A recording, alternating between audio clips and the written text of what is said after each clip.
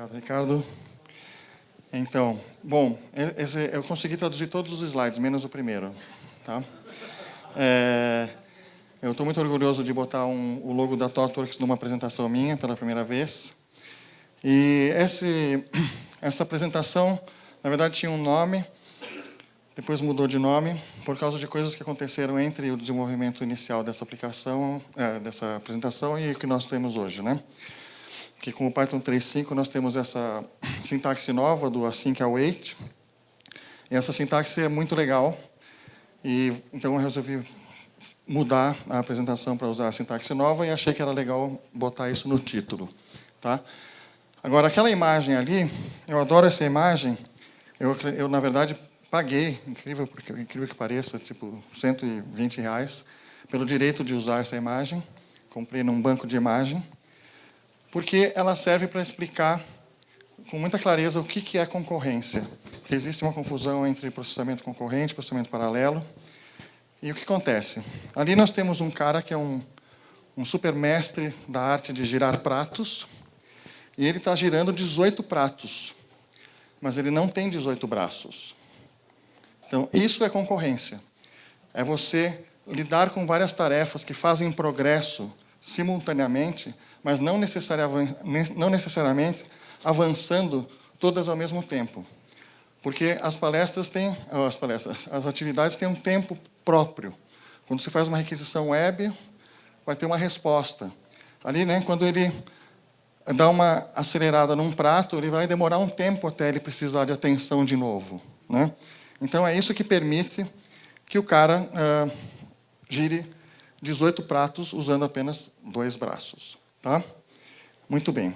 Então, a primeira coisa é um demo que, como o tempo é muito curto, eu não vou arriscar de fazer esse demo ao vivo, porque a chance de dar alguma coisa errada é maior.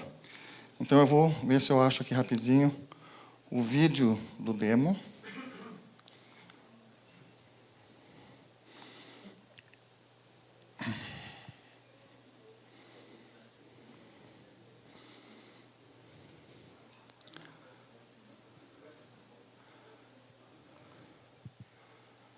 Tá, ok. Então, isso aqui é um dos exemplos que tem no meu livro. Tá? Esse aqui é um exemplo de download sequencial de um monte de arquivos de imagens. Tá? Então, na verdade é o seguinte, é um script que tenta buscar todas as imagens de bandeiras de todos os países do mundo, mas ele é um script burro, ele não sabe quais são as imagens, ele só sabe que as imagens são identificadas com códigos de 2 letras, então ele está tentando todos os códigos de AA até ZZ. Portanto, ele está fazendo 676 requisições web, uma depois da outra, a maioria dá erro 404, algumas ele acha uma imagem e faz download, e você pode ver aqui embaixo o OSX atualizando. Eu interrompi, porque não sei se vocês repararam, mas ia demorar 5 minutos, se eu esperasse o tempo todo. Tá? Então, para não ficar 5 minutos mostrando aquela demo, de baixar uma depois da outra, eu interrompi, e agora eu vou mostrar um exemplo usando threadpool, que é uma coisa da biblioteca Concurrent Futures, do Python 3.3, e você viu que baixou todas em 5 segundos, 5,7 segundos. Tá? Como é tão rápido, eu apago elas todas e faço de novo, para vocês verem. Tá? É interessante observar que elas também não vêm em ordem. A primeira vez, o primeiro script puxa elas em ordem alfabética, que elas vêm numa ordem louca. Agora demorou 5,9 segundos.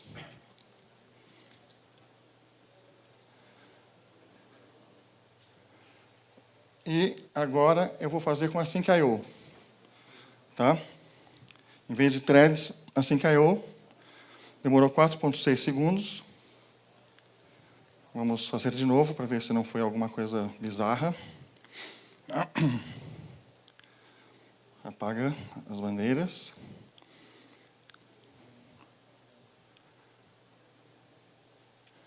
E lá de novo, atenção. Parece que vai demorar dessa vez, hein? Não, 4,7 segundos. Tá? E acho que vai ter mais uma vez aqui. Sim.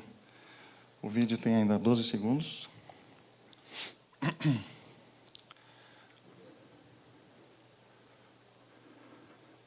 4,4 segundos, certo? Usando apenas uma thread. Tá? Então, agora a gente pode, com esse exemplo motivador, podemos voltar aos slides.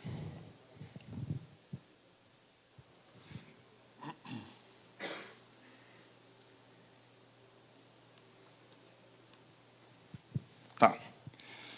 Então, basicamente, o script sequencial ele estava baixando menos de 2 imagens por segundo, e a versão assíncrona e a versão com threads estava conseguindo baixar da ordem de 150 itens por segundo. Tá? Então, realmente, é uma diferença dramática. Agora, vocês vão entender por que eu arreguei para fazer a demo ao vivo, porque, na verdade, essa demo, ela... Enfim, tem os vários scripts ali em cima que eu menciono, mas para fazer qualquer tipo de trabalho desse tipo acessando a rede, para você poder depurar, testar e ver se o seu programa consegue lidar com erros, né? Como o Bernardo falou antes, quando você trabalha com sistemas distribuídos, os erros vão acontecer sempre e o seu programa precisa saber lidar com erros. Então, eu usei uma combinação aqui do Nginx com o Vorian. Vorian é uma tecnologia que eu aprendi porque eu fui na Python Brasil o ano passado. Quem foi na Python Brasil o ano passado? Aí, certo? O Tarek Ziadé, nosso amigo e frequentador assíduo, é um francês que vem direto nas Python Brasil, ele gosta do Brasil. Ele fez uma apresentação sobre o Vorian, que é um sistema, uma espécie de Chaos Monkey, né, esses sistemas que introduzem caos no ambiente de produção, que vão derrubando servidores, fazendo coisas assim. No caso, esse aí é mais simples, ele é um proxy que você configura, um proxy TCP, não é só para HTTP, e ele, você configura ele para introduzir erros, para ignorar requisições, ou para demorar requisições, você configura vários parâmetros, e é imprescindível, eu acho, para fazer teste desse tipo de sistema. Tá? Não dá para programar um sistema que acessa a rede se você não tiver um proxy desse para ver o que acontece no mundo real, porque no seu ambiente de desenvolvimento sempre tudo é lindo, né? Tipo, aqui funciona, né?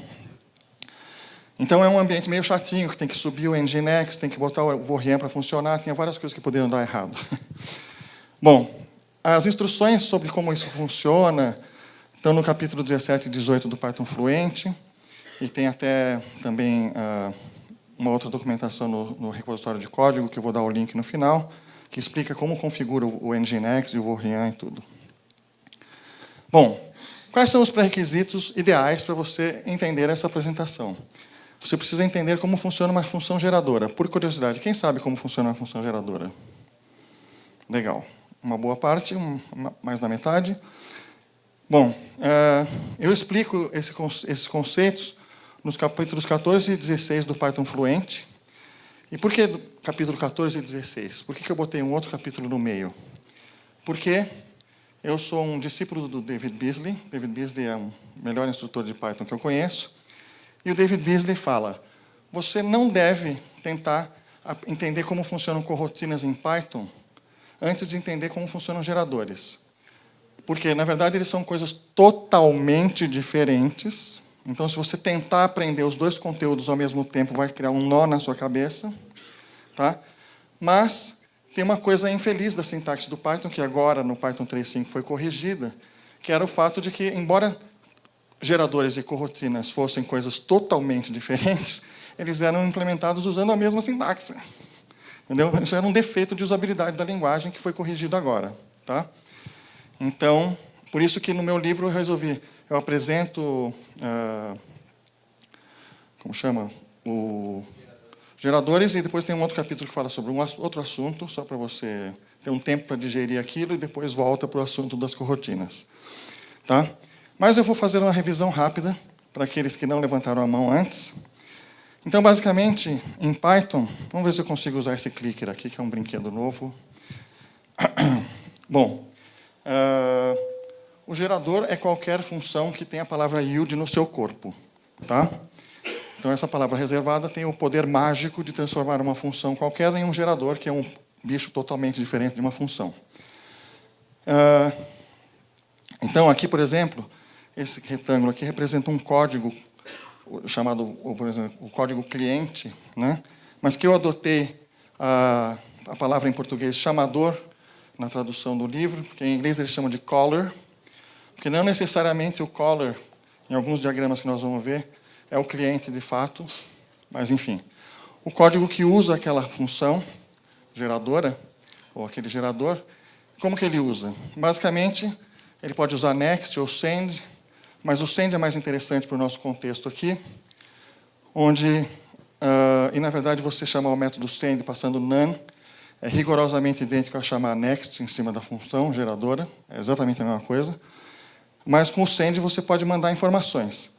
E isso estabelece um canal de comunicação entre o chamador e o gerador, que faz com que, cada vez, vamos supor, esses círculos aqui representam loops, porque frequentemente o chamador tem um loop e o gerador também tem o seu próprio loop. Tá? E aí, a graça disso é que, cada vez que esse cara daqui dá uma volta, ele dá uma volta, dá send, e aí isso ativa o outro. E esse cara, então, dá uma volta, para, porque ele faz yield, e aí, com isso, ele comunica para o outro que ele pode continuar, e o outro continua. Então, faz assim. E se você fizer isso bem rápido, certo? Dá a impressão de que está acontecendo tudo ao mesmo tempo. Mas, na verdade, só tem uma coisa girando de cada vez. Tá? Então, esse é o princípio fundamental que permite usar geradores como fundamento para você fazer programação assíncrona. Tá? E mais importante para entender esse conceito é você não pensar tanto no fluxo de dados aqui, que existe um fluxo de dados aqui, mas sim na ideia de que o progresso dessas duas funções é sincronizado. Entendeu? Isso é um mecanismo de sincronização, um mecanismo de controle de fluxo, que faz a execução passar desse programa principal para aquela rotina, que depois para e volta para cá, e eles vão trocando o controle da execução. Tá? Só um parênteses, a linguagem Go, ela tem como ponto forte, né, um suporte nativo muito forte à concorrência, e uma vantagem que Go tem em relação a Python é que em Go, esse canal é um objeto de primeira classe. Você cria explicitamente o canal e você passa canais como parâmetros. Então, isso aumenta bastante a flexibilidade da linguagem para lidar com concorrência. Em Python, esses canais existem, só que você não consegue, você não tem acesso a eles e você não pode nomear eles como um objeto de primeira classe. Entende? Bom, agora eu vou começar, na verdade, explicando, na hora de explicar código, eu vou explicar um exemplo mais simples do que aquele do download. Depois eu vou mostrar algumas partes do exemplo de download, mas eu vou mostrar esse outro exemplo aqui, que deixa eu rodar aqui, só um minuto.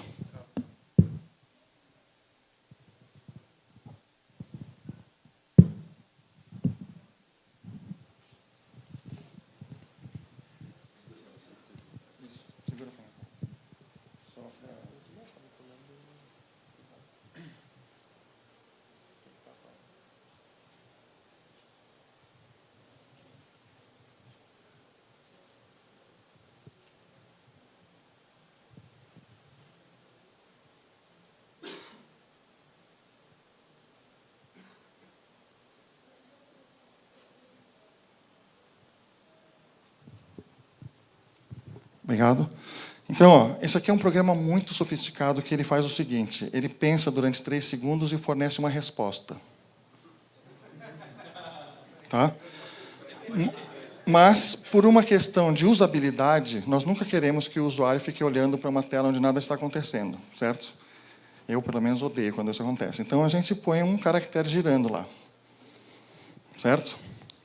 Então, essa versão do código é implementada com threads, e eu vou mostrar ela detalhadamente para vocês. Mas tem também uma outra aqui, implementada com await.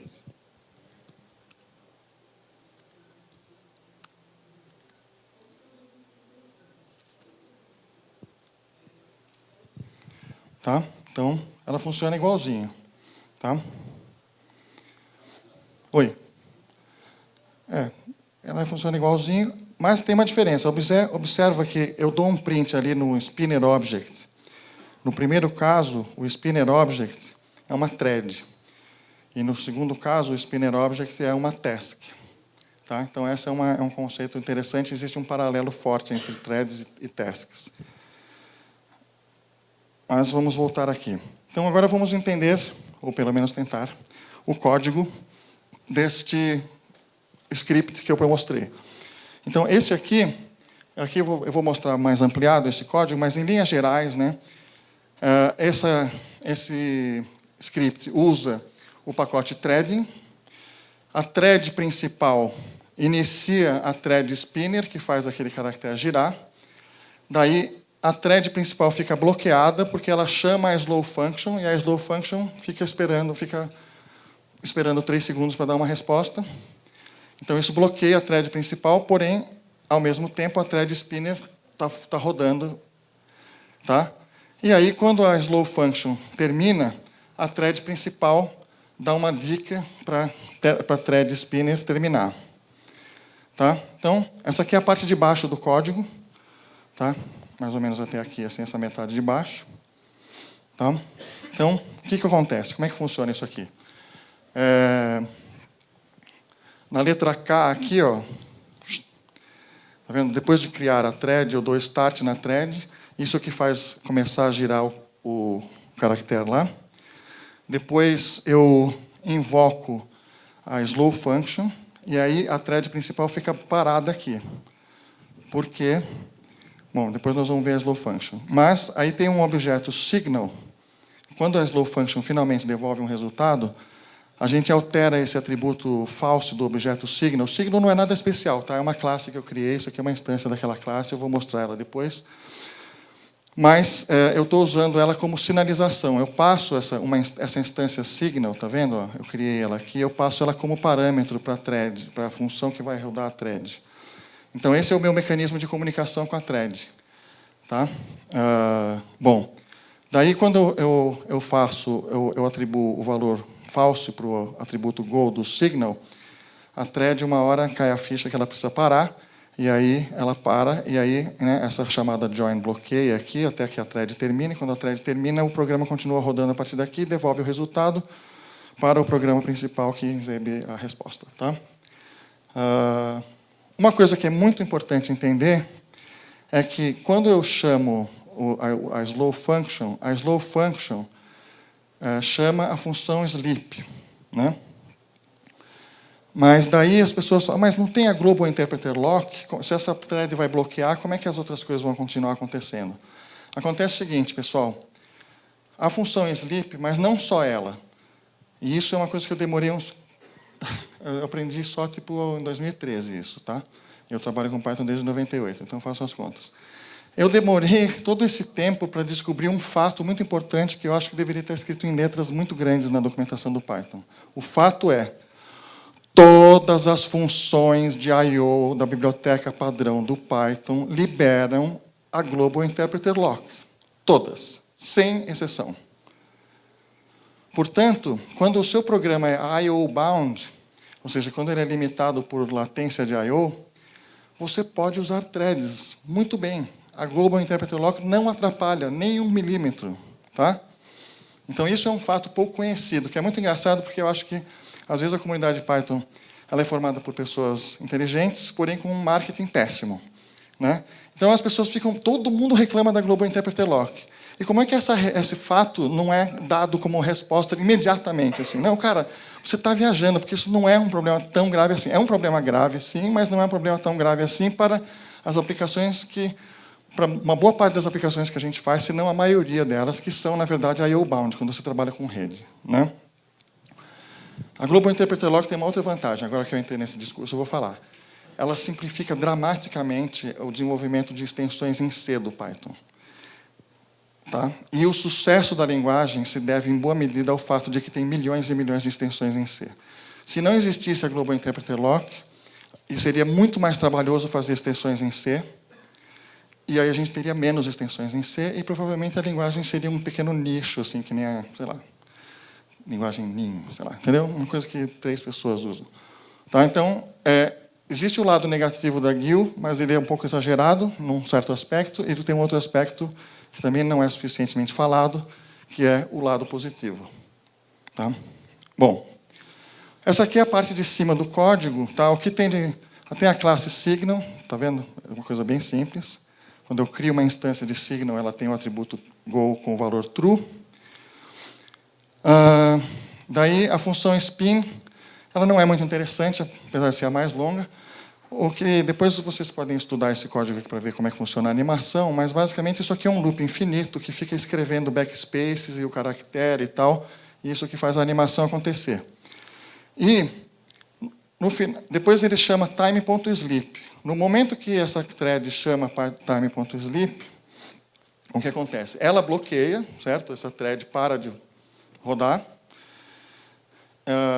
mas a GIL é liberada, então outras coisas podem rodar nesse meio tempo, e daqui a 1/10 de segundo ela volta. Tá? Então isso é para você poder ver a animação direitinho, e para ela não consumir CPU demais, porque ela é só um detalhe de enfeite. Né? E aí aqui essa parte que é importante, ele verifica que, né, quando o signal go se torna falso, ele dá break e daí ele sai do loop infinito. Então, a maneira como essa thread termina é porque toda vez, a cada loop aqui, que demora 1/10 de segundo, ele muda a animação e verifica se o sinal continua sendo go. Quando deixa de ser go, ele dá break. E daí ele parará. Não interessa muito isso aí, tá bom? Então esse é o lance. Bom, aí tem umas coisas interessantes para você entender esse código. Né? As threads que o Python cria com a biblioteca threading são threads do sistema operacional, ou seja, elas são administradas pelo kernel. Tá? O escalonador do kernel, que decide o que está rodando a cada momento, ele pode interromper uma thread a qualquer momento. Você não tem nenhum controle sobre isso. Tá? E esse é o motivo pelo qual não é possível você cancelar uma thread a partir de uma outra thread.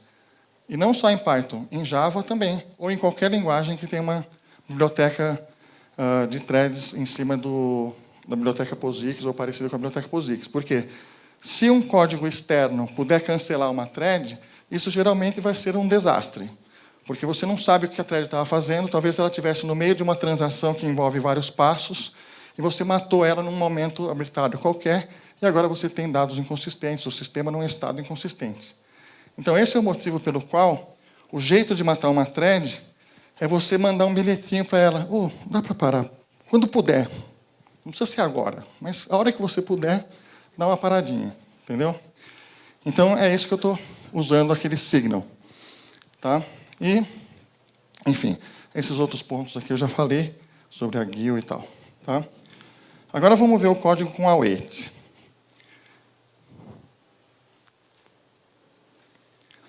Vou contar uma coisa para vocês. Eu dou palestra já faz uns 25 anos. Eu continuo nervoso todas as vezes. Nossa.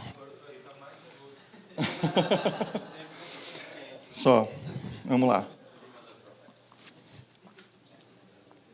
Bom, esse código aqui, ele usa o conceito ele usa a infraestrutura do yield from, tá? Que foi introduzido no Python 3.8.0, aliás, no PEP 3.8.0, especificamente no Python 3.3, essa feature foi implementada a primeira vez. E funciona assim, você tem um chamador, esse chamador chama um gerador, esse gerador, que é chamado de Delegating Generator no PEP, no livro em português eu chamei de gerador... está escrito errado a tradução, foi mal. O gerador delegante, ele chama o subgerador. E a ideia disso, o mecanismo do yield from, permite que esse cara delegue para outro cara que vai funcionar de forma assíncrona, estabelecendo um canal transparente entre o chamador original e o cara que está fazendo o trabalho efetivamente naquele momento. Tá? Então, isso permite encadear qualquer quantidade de geradores para fazer um trabalho. Mas a sintaxe nova, que foi introduzida no PEP 492, ela é a sintaxe, esse é o título do PEP, por isso que está em inglês mesmo, mas ele introduziu o conceito de corrotinas nativas. Esse é um termo novo em Python. Tá? Então, uma corrotina nativa é basicamente um gerador definido como async-def e não como def, e ele usa, em vez de yield from, ele usa await no seu corpo. Tá? E isso torna, primeiro, o código muito mais legível, porque fica evidente o que é uma função qualquer versus o que é uma corrotina. E a segunda vantagem é que isso abre a possibilidade do interpretador Python gerar código interessante aqui dentro. Por exemplo, outras palavras reservadas que foram introduzidas, depois eu vou falar, que só podem ser usadas dentro de corrotinas nativas. Mas uma delas é a palavra await. Você não pode usar await fora de uma corrotina nativa, e você não pode usar yield dentro de uma corrotina nativa. Entendeu? Fica uma separação bem clara. Tá? Mas é importante falar, gente, que isso não é uma destruição da sintaxe anterior. Tá? Você pode continuar, se você tiver um código legado que usa yield from, ele vai continuar funcionando integrado com esse código aqui também. Tá? Porque, no final das contas, você pode delegar, uma corrotina nativa pode delegar trabalho para um objeto awaitable. Tá? Então, tem um novo protocolo, assim como tem iterables em Python, agora tem awaitables. E as corrotinas antigas também são awaitables. Tá? Muito bem, então, awaitable é uma coisa esperável, certo? Assim como iterable é uma coisa iterável. Muito bem, vamos dar uma olhada no código, então, do Spinner. Tá? Basicamente, funciona assim. A função main é um pouco mais complicada, porque ela precisa obter uma referência ao loop de eventos subjacente, tá? Que pode ser o do async.io ou pode ser outro. Existem bibliotecas que são compatíveis com async.io rodando usando outros loops de eventos. Por exemplo, usando o Qt, tem um projeto chamado Quamash, que permite você usar esse tipo de construção, e toda a biblioteca async.io dentro de um aplicativo Qt, onde o loop de eventos que faz as coisas acontecerem não é o do async.io, e sim o do Qt. Porque numa aplicação GUI, o ideal é ter só um loop de eventos. Né?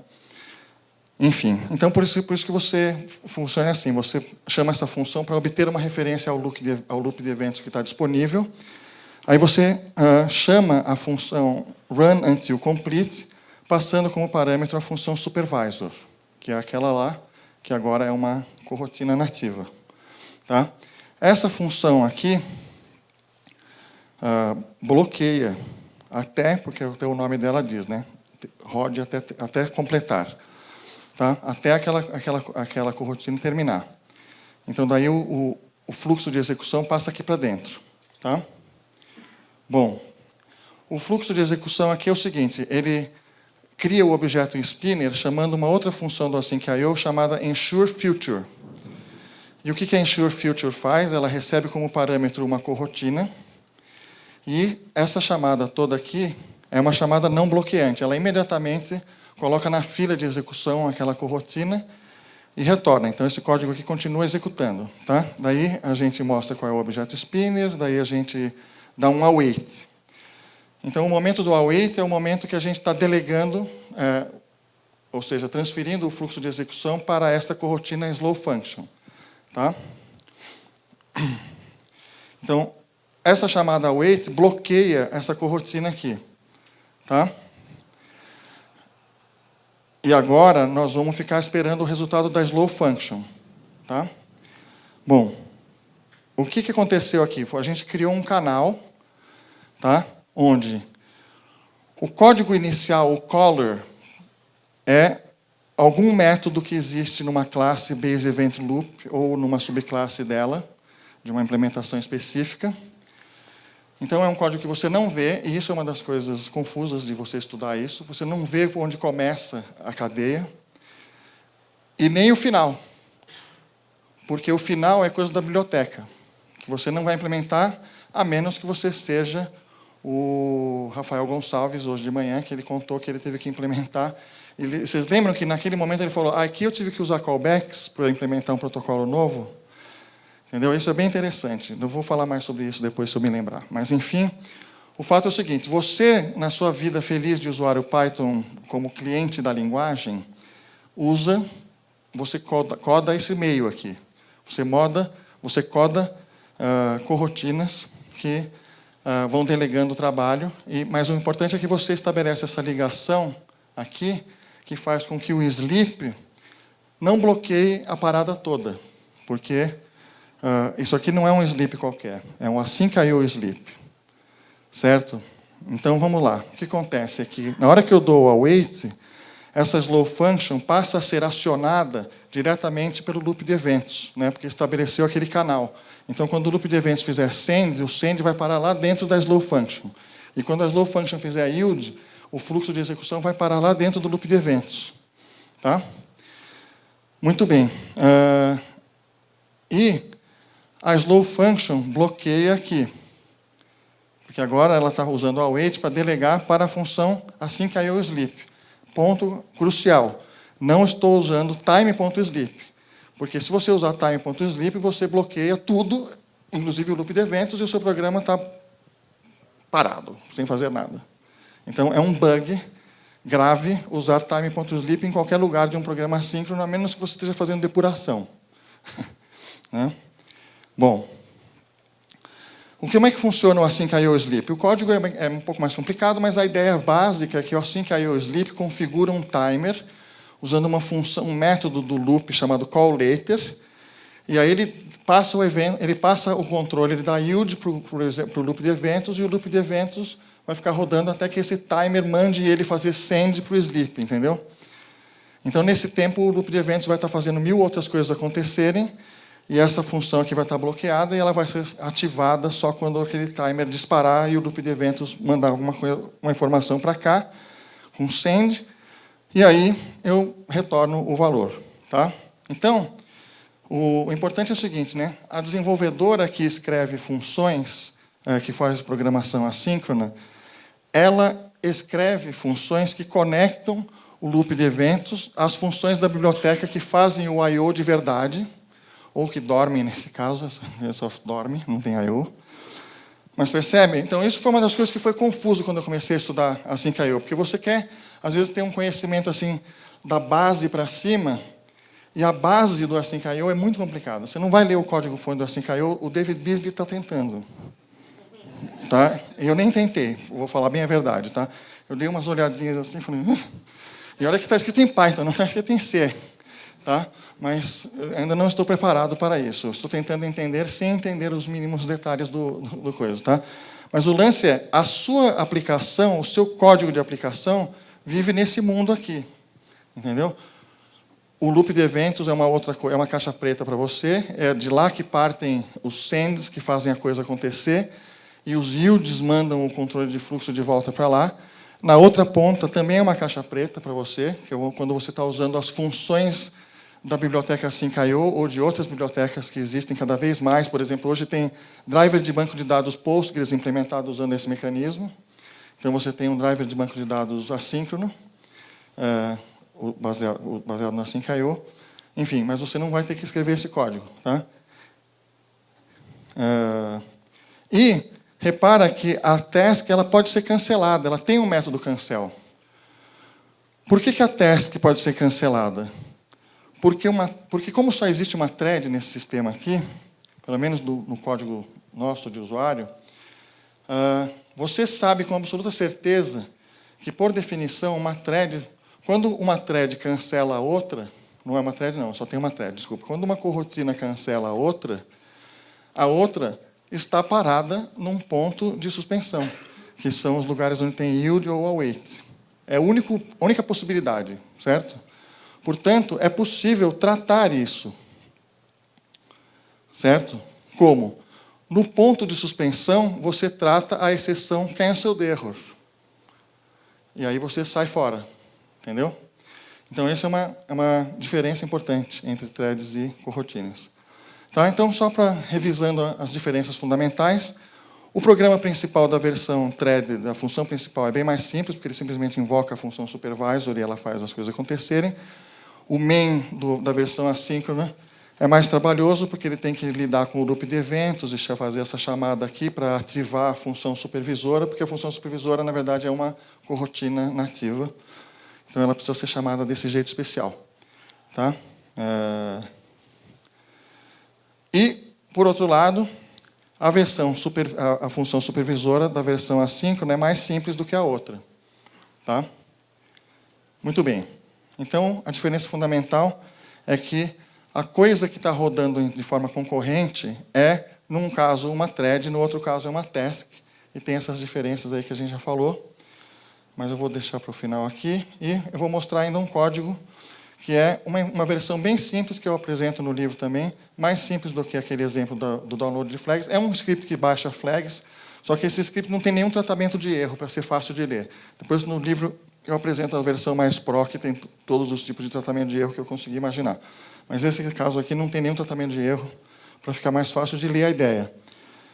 Mas, basicamente, como que é a ideia? Eu vou baixar 676, eu vou acessar 676 URLs. Certo? Eu recebo aqui uma lista de códigos de país que tem 676 itens. Então, nesta linha aqui, usando como chama? List Comprehension, eu criei 676 instâncias diferentes da corotina download one, cada uma recebendo um argumento diferente. Tá? Eu poderia fazer assim com threads? Poderia. Porque até não é um número tão grande, mas se fossem milhares, eu não poderia fazer com threads. Porque milhares de threads custam muito. Cada thread, geralmente, o sistema operacional aloca de 1 a 2 MB por thread, porque cada thread tem que ter um stack próprio, etc. E tal. E a corotina, se ela for simples, ela vai consumir míseros kilobytes ou até menos. Entendeu? Então, você pode alegremente disparar 10.000 corotinas que vai funcionar. Tá? Então, daí que eu pego essa lista de corotinas nativas, passo para essa função wait, que é do async.io, que ela faz o quê? Ela vai ficar esperando, ela vai esperar, ela é uma task, é uma meta-task, é uma tarefa que espera todas as outras tarefas terminarem. Tá? Aí eu passo essa tarefa, wait coro, para o run until complete. Então, essa função, essa linha de código aqui vai terminar só quando todas as tarefas estiverem terminadas. Tá? Então, o que nós vimos aqui é, para ver um exemplo concreto daquele diagrama que eu já mostrei, nós temos o download many, a função download many chamando loop run until complete. Aí você tem a corotina download one, que por sua vez delega para getFlag, por sua vez delega para IO HTTP request, que é uma biblioteca lá que um humano, graças a Deus, fez, que resolve a parte complicada dos callbacks e tudo mais. Tá? E como é que é o código do getFlag? Essa função aqui, que é a função que efetivamente faz o download, delegando para o IO HTTP request. Ela é assim, ó. Ele chama IO HTTP request, isso vem uma response, daí eu faço a await na leitura dos bytes e tal. E o Guido van Rossum, ele dá uma dica ótima num dos vídeos que eu assisti dele, que é o seguinte: para você entender esse tipo de código, você aperta os olhos assim e finge que não tem a palavra await. E aí fica super fácil, porque é um código sequencial. É muito mais fácil do que callbacks, vamos combinar, hein? Tá? Então, ó, essa é a dica, ó. Tá vendo? Beleza? Bom, vale a pena tudo isso, porque essa porra é complicada, vamos combinar, tá? É que é o seguinte, primeiro, concorrência é sempre difícil, tá? Porque alguém fala, tem um sistema de concorrência super fácil. Bom, deve ser bem limitado, tá? Bom, a biblioteca async.io e as novas palavras reservadas do Python permitem que você tenha uma alternativa eficaz para fazer programação concorrente, uma alternativa aos métodos tradicionais de fazer essas coisas, que ambos são infernais, cada um à sua forma. Gerenciar threads e locks na unha. Né? Quando eu fiz um curso de concorrência na faculdade, eu cheguei à conclusão que eu não queria gerenciar threads e locks na unha, assim como eu não quero gerenciar memória. Entendeu? Eu não quero trabalhar com uma linguagem de programação onde eu tenho que gerenciar a memória. Desculpa, eu não tenho esse perfil. Tem gente que tem, é importante que tenha, precisamos dessas pessoas, mas eu não sou uma delas. Tá? E a mesma coisa com threads. Threads é uma coisa que tem que ficar no nível do sistema operacional. O humano que sabe fazer sistema operacional, espero que ele saiba fazer threads também, ele vai fazer as threads para mim. Eu quero usar a concorrência como serviço, e não ficar gerenciando threads e locks. Que é isso que as linguagens modernas estão fazendo. Né? Elixir, Clojure, Erlang, Go, etc. Né? O outro aspecto é sobreviver ao inferno de callbacks. Né? O problema do inferno de callbacks, todo mundo já sabe. Eu não vou detalhar muito isso aqui, mas a graça do... Como que essa construção evita do problema do inferno de callbacks é que, naqueles outros exemplos, né, você perde um contexto toda vez que você chama uma função, e aqui não. Toda a programação assíncrona, a orquestração de uma chamada, que é uma sequência de chamadas assíncronas, se dá dentro de uma única função num contexto local. Isso é muito mais simples. Tá? E, se você apertar os olhos... fica bem fácil de entender o que vai acontecer. Tá? Então, pessoal, antes de complicar o seu stack com uma linguagem diferente, tipo, nossa, nós temos um sistema em Python ótimo, mas nós precisamos usar concorrência, e falaram que o Node é melhor do que o Python para fazer concorrência. Sim, o Node é melhor do que o Python para fazer concorrência, num certo sentido, porém, o Node é JavaScript, não é Python. Certo? Então, vai complicar. Pois bem... então, você pode experimentar o Python 3.3. Aí você fala, não, mas, Luciano, nós temos aqui um legado, não tem como migrar para Python 3.3. Mas como assim? Você estava preparado para colocar o Node no seu stack e você não quer botar o Python 3.3 porque o resto é Python 2.7? Percebe que não faz nenhum sentido? Então, é melhor você pegar e desenvolver esse projetinho novo que você estava louco para fazer em Node em Python 3.3, ou 3.4, ou 3.5. Entendeu? Porque pode ser que você tenha o resultado que você queria sem introduzir uma linguagem nova na sua pilha. Tá? Finalmente, é o seguinte, o Python 3.5, ele, além de introduzir a async await, ele introduziu outros conceitos. Tá? Ele introduziu algumas instruções que só podem ser usadas dentro de uma corrotina nativa. Uma delas chama-se async for, que é um loop assíncrono, onde o protocolo básico do loop clássico, que é iter e next, passa a ser implementado com métodos aiter e anext, que são corrotinas. Tá? E eu confesso para vocês que eu ainda não tive tempo de contemplar quais são as possibilidades mirabolantes dessa nova API. Tá? Mas é bem louco isso. E tem agora também o async with, onde o protocolo do Context Manager, que é os métodos enter e exit, agora tem versões assíncronas desses métodos. Tá? Então, isso aqui é bem louco. Mas, reforçando, se você precisar usar Python 3.4 ou 3.3 por algum motivo, tudo isso funciona, a sintaxe nova não substitui a velha, é uma alternativa. Tá? E você vê que esses exemplos de código, as mudanças são muito simples, está vendo? Antigamente, você tinha que usar, por questões mais de depuração do que de uma semântica mais profunda, um decorator no async.io coroutine, para indicar que aquilo era uma coroutine. Agora, não precisa mais desse decorator, porque você usa async.def. E, em vez de yield from, você usa await. Tá? Então, resumindo, esse é o penúltimo slide.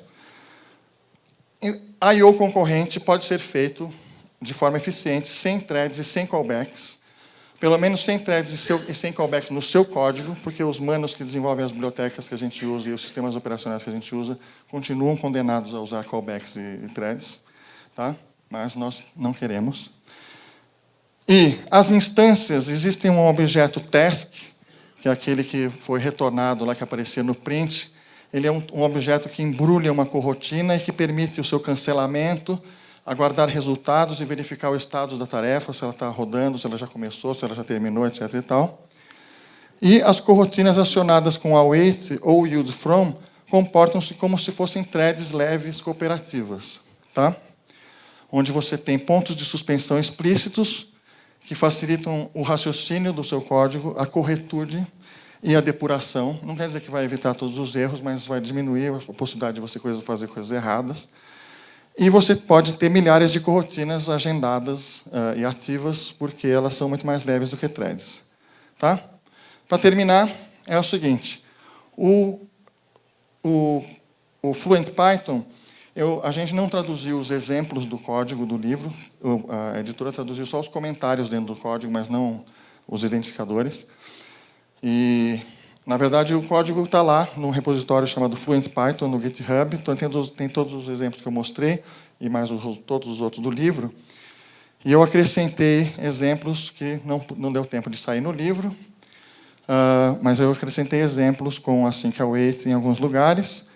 Essa palestra já está no Speaker Deck. Eu tenho a conta Ramalho.org no Twitter e também criei uma conta para cada versão do livro, onde eu vou botar avisos específicos do livro.